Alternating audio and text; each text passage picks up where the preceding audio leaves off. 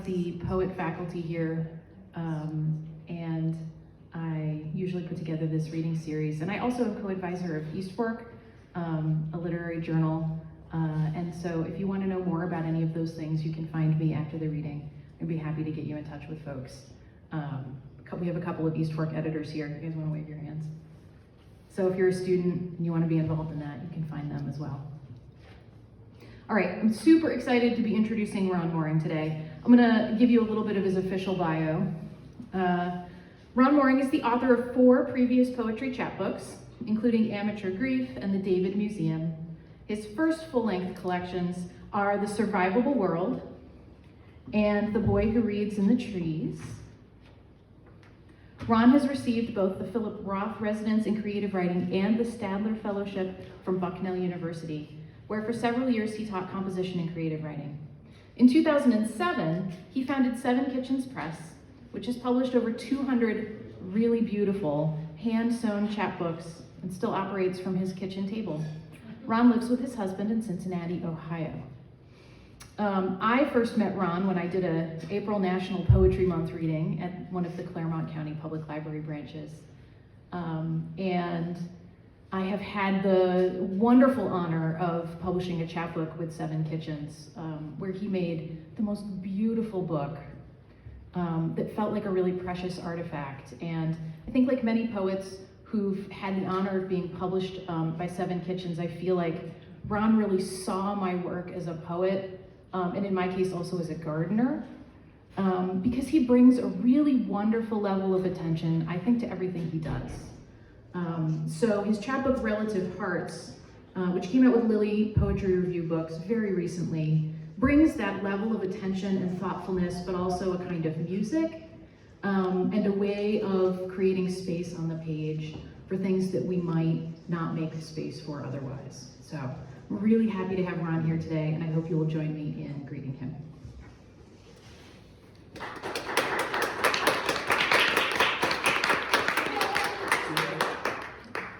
Thank you, Phoebe. And thank you, Rachel, for the interview earlier. That was a fun conversation. And I have family here, but not the family that's in this book. All the names were changed.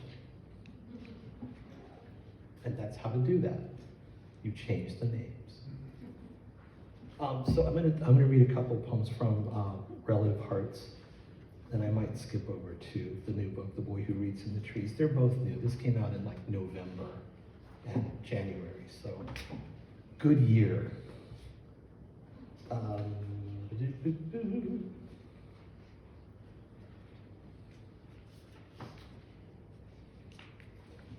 So, family poems. This Relative Hearts, obviously the title has a couple of meanings.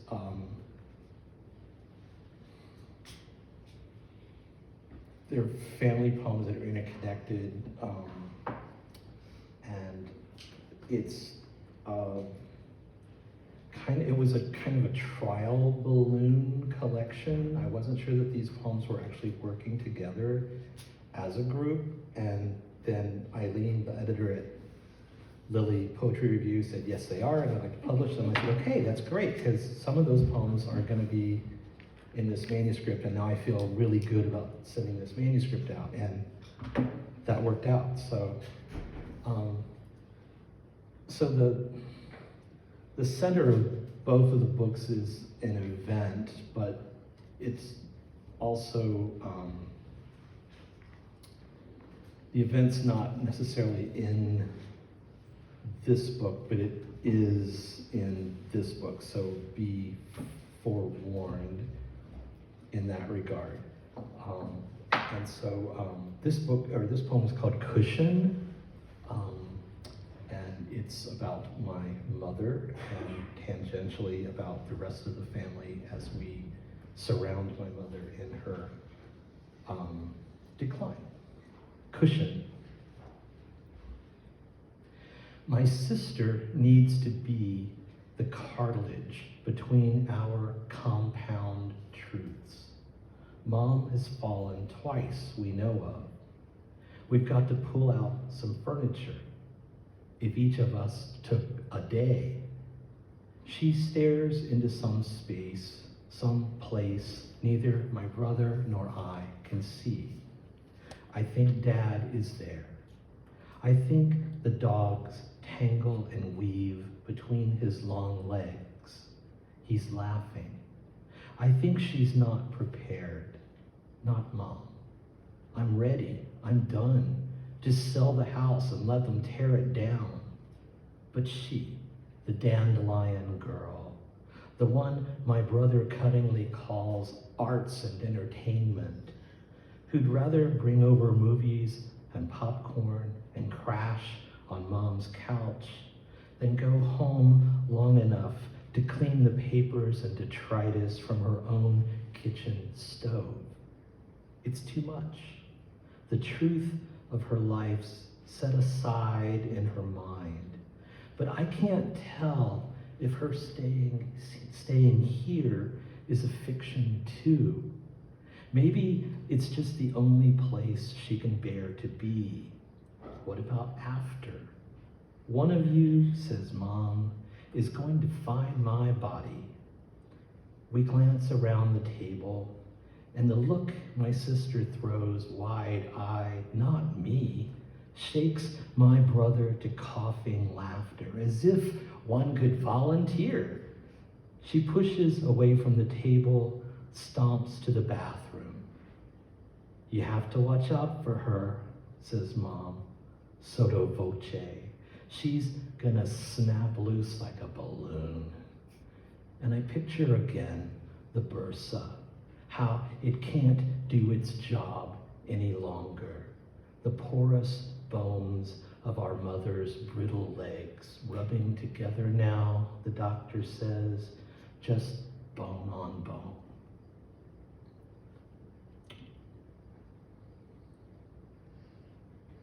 So yeah, we've got the wagons in a circle.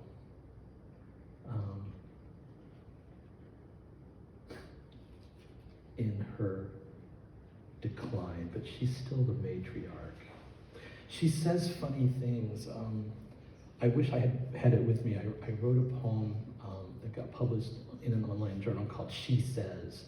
And it's just, mainly the scaffolding of the poem is a collection of things that my mother just blurts out sometimes. And I don't know where these phrases come from. Like one day, she was kind of in a sad mood and she said, I just want to sit in the fire. And she lit the fireplace, which was an electric fireplace, which was not a real fire. But, so it made no sense, but it kind of did. And I collected those and worked them into a poem that, I don't know, it just feels like a really interesting artifact of the there, not there place that she's in most of the time now. The other day she said, someone's walking on my prepaid grave, and that's my private property.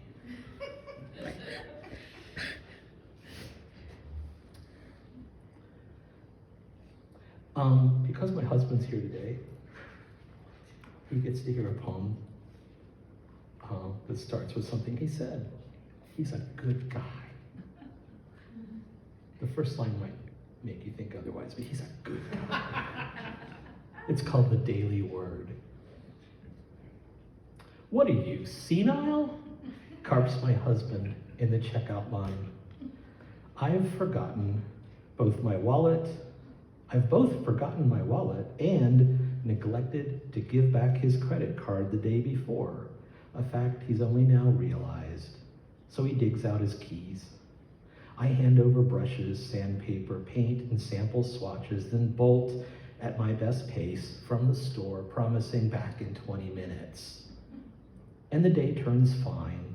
A yawning blue March sky, our new windows wide open as we paint in separate rooms, the scattered gems of crocuses and squill peeping from the front garden when I pause to blink and nod, to thank them for their small unfurling banners, my back aching, knees popping with each bending, this wall, our wall, but also every wall I've painted in every house. The cheap blue my college boyfriend Tom brought home, how it darkened every time we showered, the wrong finish for a bathroom, and cost us our deposit. The wine red study in Houston, and how painting the ceiling pulled the room in closer, tighter, so a friend quipped, "You entered Ron's house through the anus." The rentals in Pennsylvania, kitchens orange, then yellow, with deep green cabinets. "You've made a sunflower," exclaimed our neighbor Pam. My husband says he feels left out when I tell stories from my past. When I first moved to Houston, he was nothing.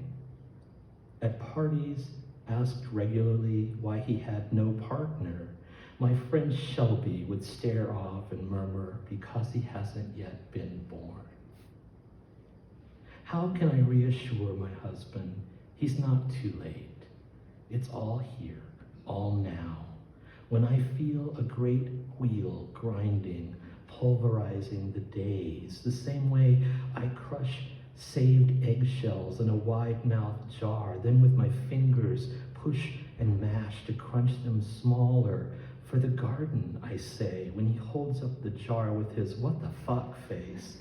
For the garden, the word-a-day calendar my sister sent, each page folded, then torn into tiny bits into the sink-side bin, where I collect used tea and coffee grounds, vegetable peelings, each daily word I try to memorize, each thumbed bibelot, each studied concatenation and flick of legerdemain, hand-shredded in a kind of prayer.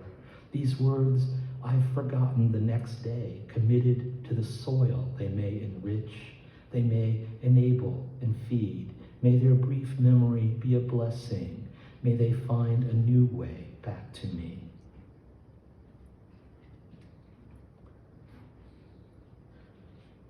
One of the lovely things about watching a parent in dementia is going, "We're next," and worrying about that a little, but not too much.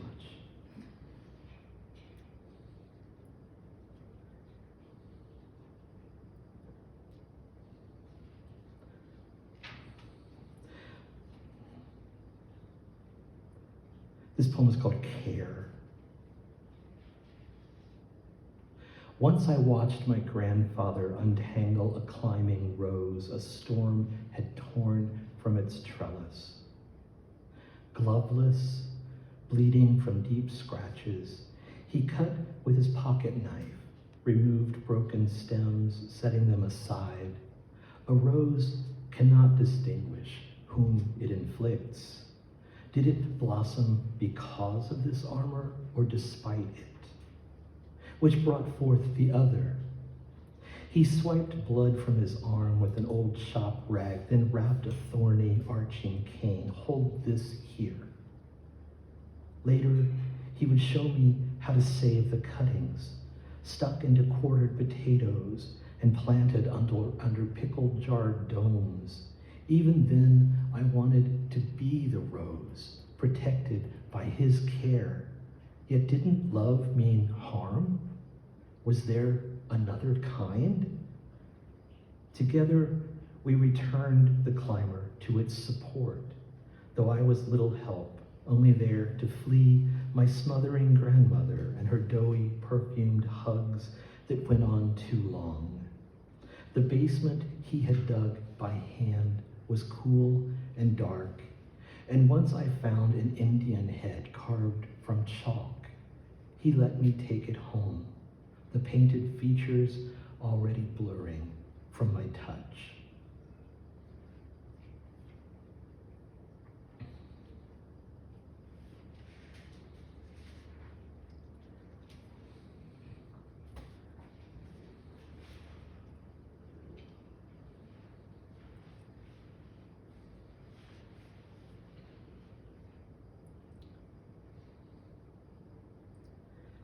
There's a thing I do in the book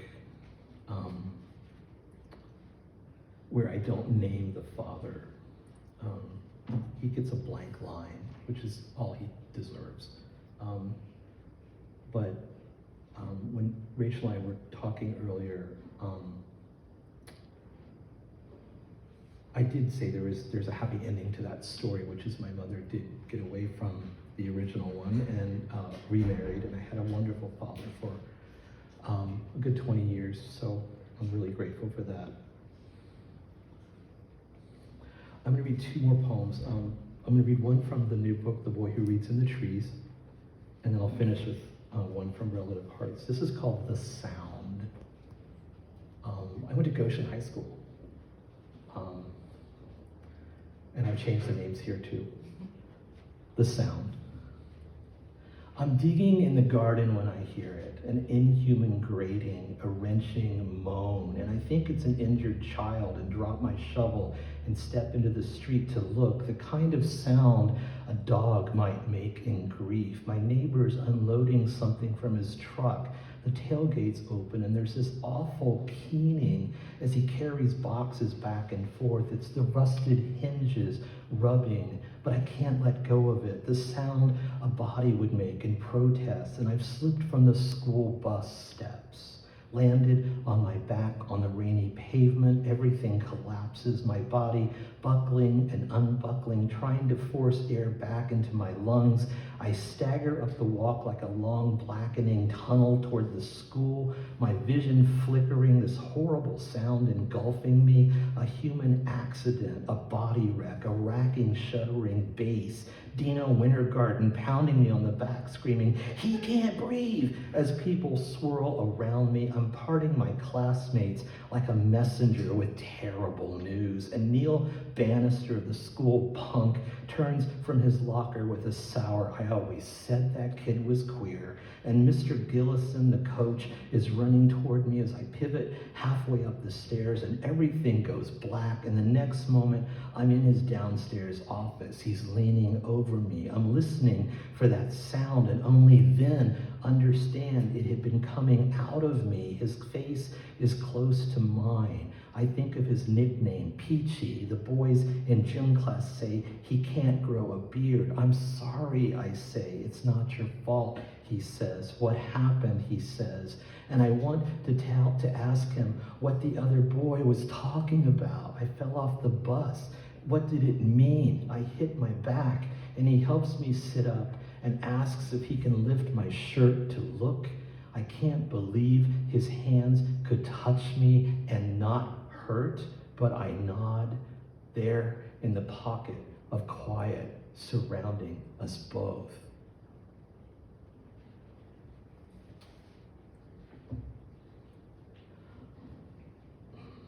Eventualities. This is the last poem.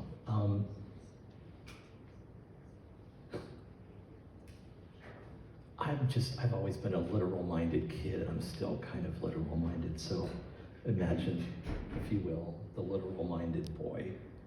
Eventualities. If longing itself materialized our goals, people in hell want ice water, said Mother, often enough to scare the crap out of imprintable me.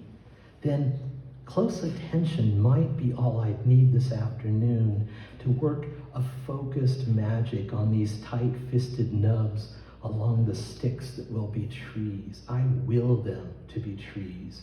Ginkgos I raised from seed, picked from the stink, mashed by passing feet into the sidewalk, curbing the university president's house.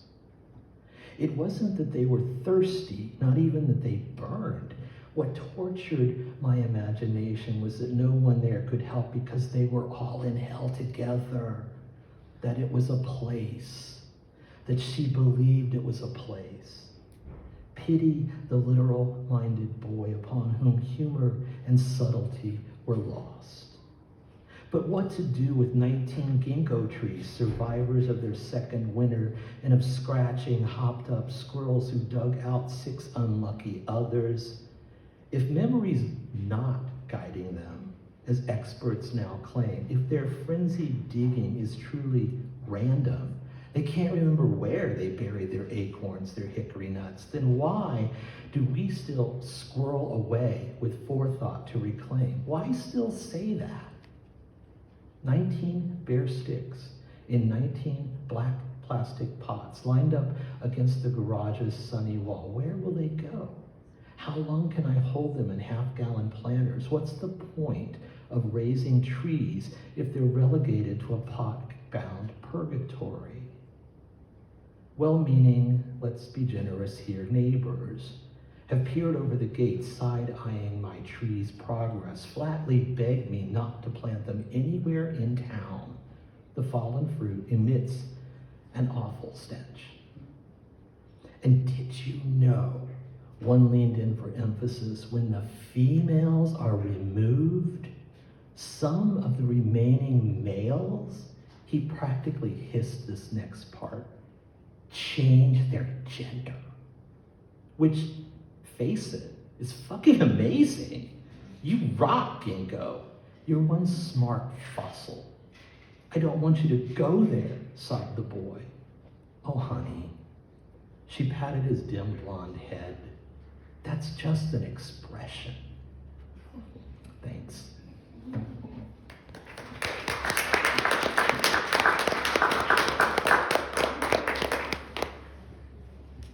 All right, now comes the part where you get to ask Ron questions. Hit me.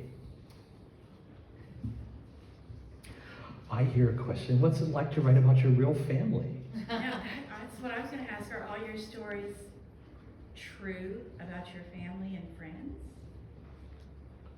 Yes and no. Am I in any of your poems? Would you like to be? I kind of would. Would you really like to be? Include me, please. I'd have to change your name. And then we'd get to argue about what you really said versus what I say you said. So in that regard, No. you know, and sometimes things collapse, like this thing happened, and then a year later this thing happened, and they end up side by side in the piece. And sometimes it's whatever sounds better. So yeah. But change the names if the family's still alive. Well, I want to be alive if you write about Absolutely. me. You know, that's the kindest thing to do. Yeah.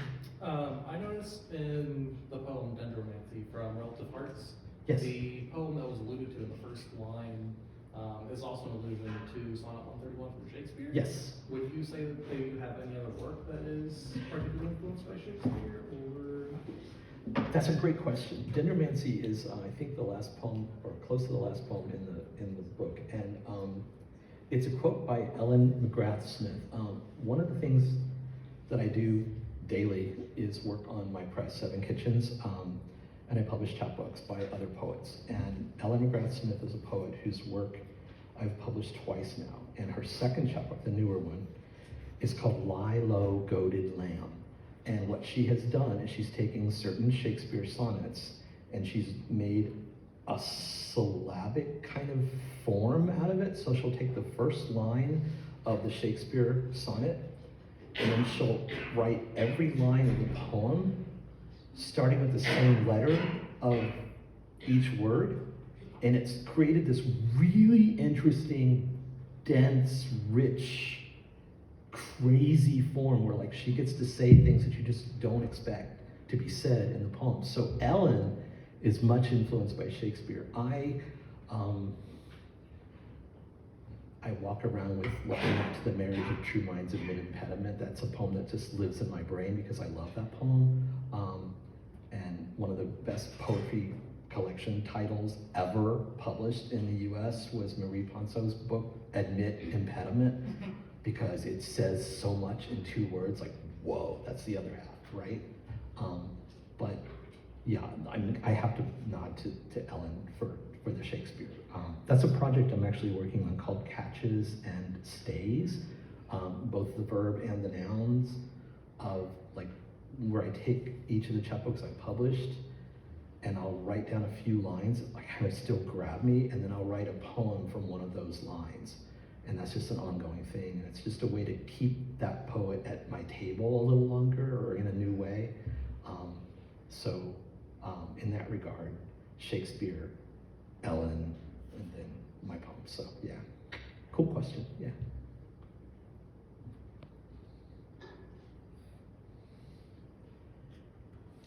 Yes. What's your like turnaround time for poems? Like, how long does it take you to get from blank page to? I write sometimes in my car, on my voice app, on my phone. I compose poems that way. There's another poem I wrote from a line from Ellen Smith. It's called "And Go," and I think that's right. Anyway, we can check it. We can do the fact check. I'd say about half the time, it takes me about 2 hours to write a poem. It'll come to me, I'll sit down, I'll start, and the doggone thing arrives where it's gonna arrive within a couple of hours. And then I feel like I've written the best thing in the world that anyone's ever written, that no one's ever gonna top it. I feel like I'm on cloud 9. It's like a hit of I don't know what, adrenaline, I guess. But it feels great. And then the next morning I look at it and I realize it's garbage. And I say, don't throw it away. Just put it aside and it'll come back, and we'll work on it. So between the initial composition, which takes usually less than an hour, 2 hours, to getting to the point where I can come back and look at the poem objectively and say, what does this thing want to do? That can take a while, like months or sometimes years it can take. I find journals sometimes, because I do journal every day if I can, and I'll find whole drafts and I'm like, who wrote this? And then I realize it was me, which is a really cool feeling. Because like I'll do a freaking Google search, or I'll email a couple of my poet friends and say, does this line ring a bell to you? Because I'm not sure I wrote this, and I don't want to claim it if I didn't write it. The anxiety of influence, yeah. Anyway, so it can take a while, but it's okay. It's okay if it takes a while. Yeah. And Yeah, so is it difficult for you to read about everything, to read your poems, like the history that you have and the trauma? Do you relive that when you read it, or is it cathartic for you? the hardest poems for me to read are poems about my stepfather, whom I loved dearly and whom I miss dearly. It's really hard to read about him because of that. Yeah, some of these poems are pretty traumatic. There's a poem in the center of the book, which I fashioned into a sestina, trying to see the world from my biological father's eyes as he committed a heinous act of gun violence on his family. And historically, accurately speaking, it would have been us if he had stayed in Ohio a little bit longer the previous week, but he ended up being in Florida where he shot some family members and then himself. So I tried to go into his head, and that was hard to do. That's in the middle of this book. But I mentioned it's a sestina. If it weren't for the form, the formal constraints, I could not have written the poem. And whether it's a successful poem or not, I don't even know. But it's there, because it had to be there in the middle. Like, what happened? Okay, this is what happened. And then the rest of the book is like us growing beyond that and past that and recovering from that. And so sometimes it's not that stuff, because it's been a while, and I'm a good guy. I'm not the bad guy. He was the bad guy. So I think I miss the good guy. It's hard to write about. It'll be hard to read about my mom when she's gone, because, despite her many flaws, she's the good person too, we think. Hi, Mom. I saw another hand. Yeah. What first made you interested in poetry? Escape. This book is literally called The Boy Who Reads in the Trees. He takes the book, he climbs the tree, he's in a safe space.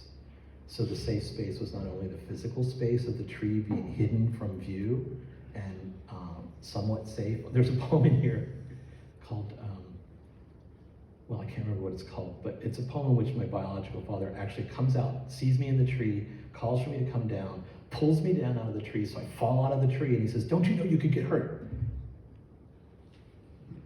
Come on, right? So, escape, safe space. Also, I just love words, and I just love, from a kid, I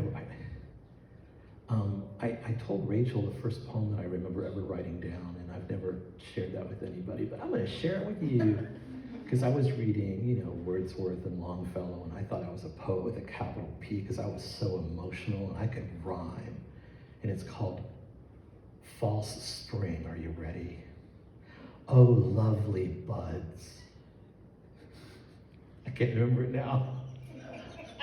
By what sad fate did you swell too soon and find too late that it was only a false spring? There.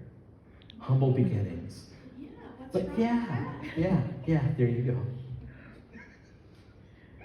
And then my brother found my notebook and ran around the house laughing about it, and I recovered from that too. Big brothers are monsters, because they have to be, because they can be. Anyway. Y'all got one or two more?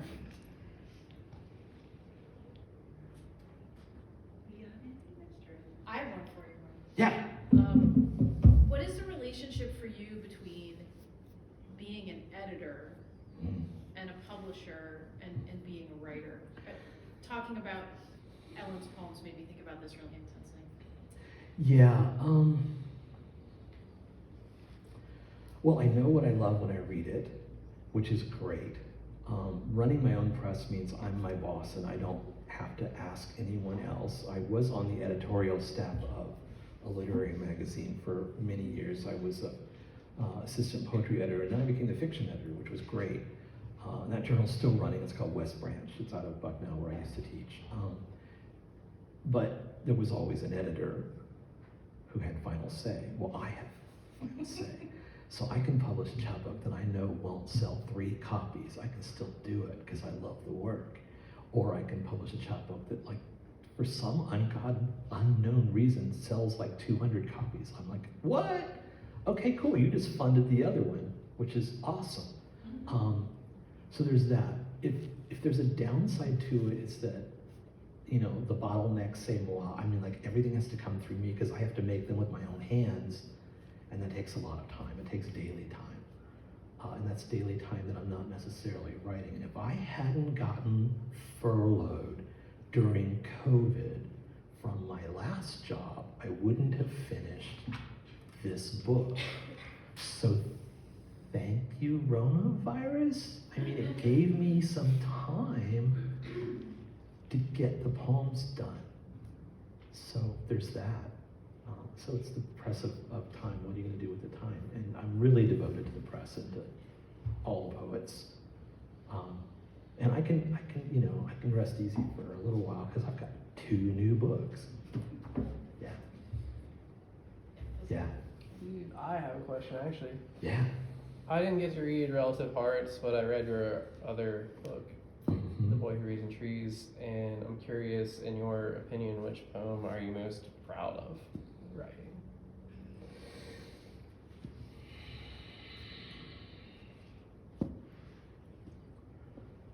I really like the poem Eventualities because no one would take it, no editor would take it in any journal, anywhere, and I sent it out for a couple of years and thought, this poem is done, this poem is fine, this poem is good, this poem has a lot of voices in it, and this poem has a lot of movement in it, and I'm standing by this poem. And then it ended up, in the chapbook, and I'm super happy about that. So, I don't have a favorite. favorite. I have poems that I probably won't read over other ones because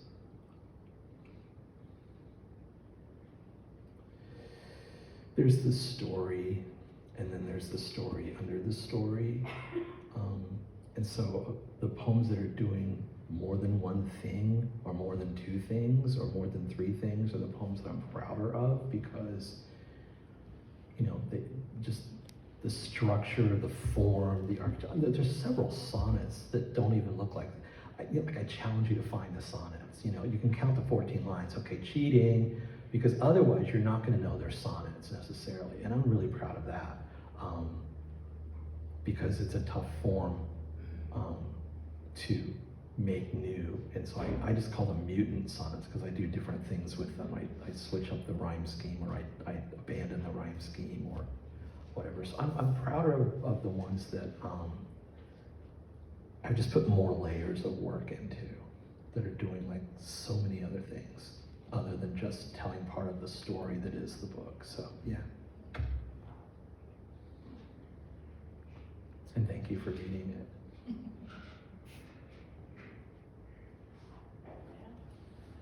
All right, anybody else want to ask a final question? The final question. Nobody wants to be the final question, it's too much pressure. Do it. Awesome question. Sometimes in academia, we always talk about, do you want it to be good or do you want it to be done?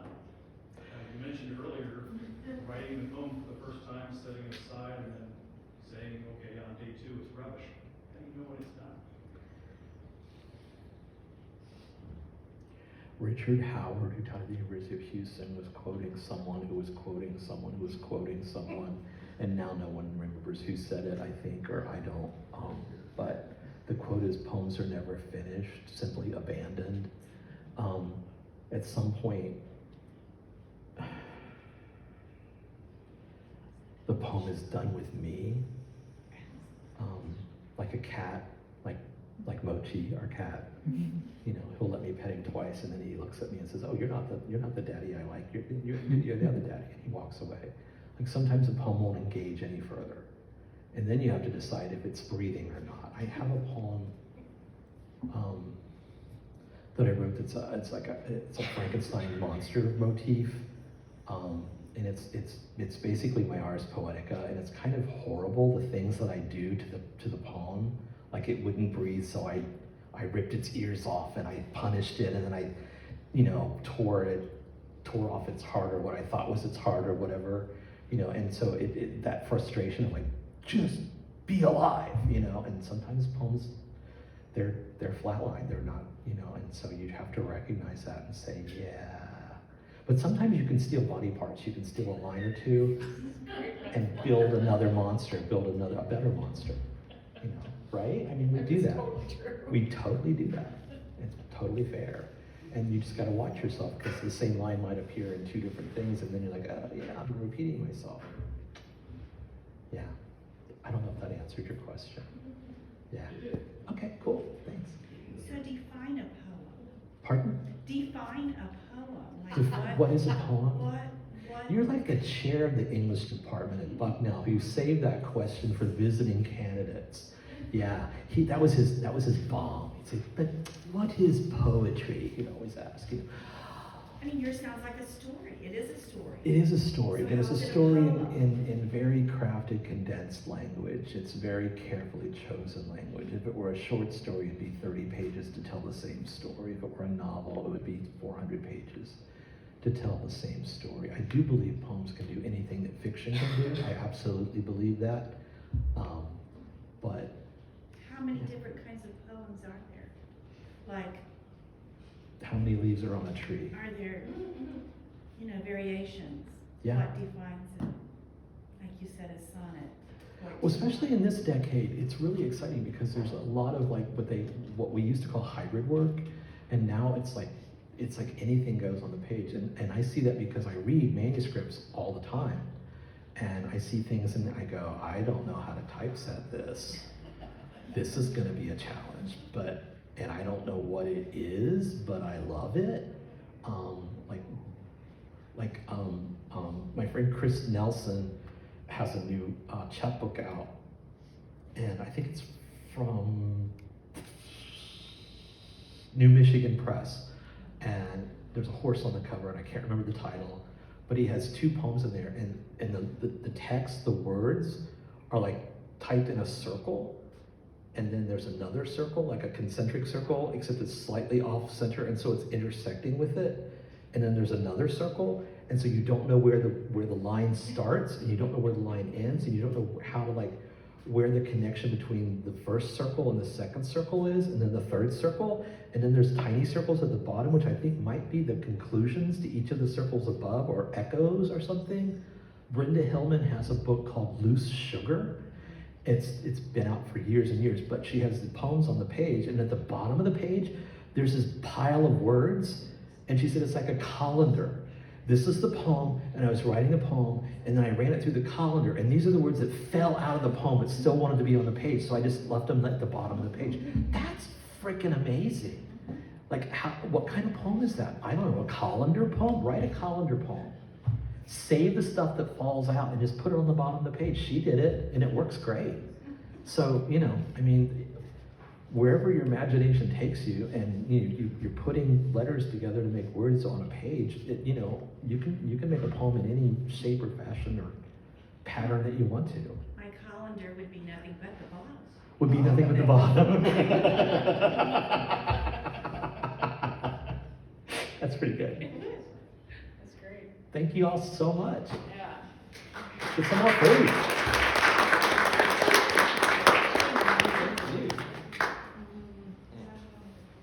All right, so now what you should do is come and buy a copy of Ron's book, or if you already own a copy, I bet he'd sign it for I you. absolutely would. And also get some more food and hang around and talk poems with each other. Do the thing.